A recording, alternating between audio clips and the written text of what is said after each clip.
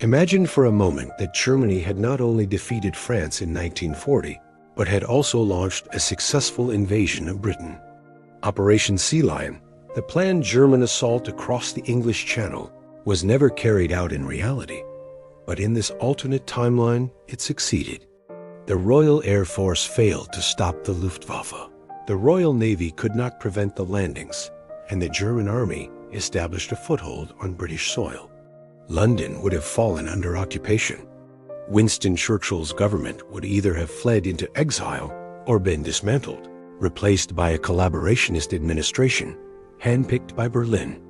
A British version of the Vichy regime might have emerged, with aristocrats or politicians willing to cooperate in exchange for survival. But true power would rest with the German military and Gestapo, not with any local government. Daily life for ordinary people in Britain would have been transformed. Censorship would dominate newspapers, radio, and eventually television. Instead of Churchill's speeches of defiance, British citizens would hear propaganda praising the Reich. Resistance movements would exist in the countryside and cities, but German intelligence and collaborators would relentlessly hunt them down. Brutal reprisals against civilians would keep the population in constant fear. The symbols of British identity would have been altered. Buckingham Palace could have been turned into a German command center. The Houses of Parliament would stand, but no longer as a seat of democracy. The Union Jack might survive only as a local symbol, while official flags bore the emblems of the Reich. The English language would remain, but German would be forced into schools and administration, gradually reshaping culture over generations. Economically, Britain would be redirected to serve the needs of Germany. Its industries, once focused on global trade and naval power, would instead produce weapons, ships, and supplies for the Reich. Britain's colonies would have been stripped away, either absorbed directly by Germany or divided with Axis partners like Italy and Japan. Without its empire, Britain would lose the foundation of its global influence, reduced to a resource-rich island exploited for German ambitions. Culturally, the Britain we know today would never have emerged. There would be no Beatles revolutionizing music in the 1960s, no global dominance of English-language cinema, no vibrant free press challenging authority. Instead, entertainment would be carefully monitored, designed only to distract or indoctrinate. Universities would be purged of dissenting scholars. British literature, art, and theater would be censored or bent to serve ideology. Generations of potential creativity would have been silenced.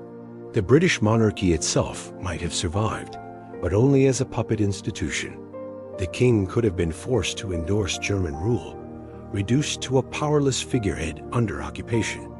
Alternatively, the monarchy might have been abolished entirely, with Germany installing its own governors to directly control the territory. Either way, the traditional institutions of Britain would have been hollowed out, existing only as shadows of their former selves. On the international stage, Britain's fall would have sent shockwaves across the globe. Without Britain as a base, the United States would have found it far more difficult to intervene in Europe. The Soviet Union might still have resisted Germany for years, but with no Western Front and no British-American cooperation, its defeat would have been far more likely. In this world, the Axis powers could dominate not only Europe, but much of the world. Britain, instead of being one of the great victors of the 20th century, would have been remembered as a nation defeated and occupied. Looking at Britain today in this alternate timeline, we would see a country fundamentally reshaped by decades of foreign rule. Democracy would be a distant memory, replaced by authoritarian administration. London would not be a symbol of freedom and finance, but a heavily monitored provincial capital. English culture would be subordinated to German influence, and the island once known for its global empire would have no real independence at all. Instead of being a leading nation in technology, music, literature, and politics, Britain would be a subdued outpost of a continental empire. The people might still feel pride in their heritage, but their ability to express it openly would be limited. The world map today would not feature the United Kingdom as an independent power, but as part of a Europe entirely controlled by Berlin. This is the Britain that might have existed if Germany had won the Second World War. A land stripped of its democracy, its empire, and its culture of independence. A land where history itself would have taken a very different path.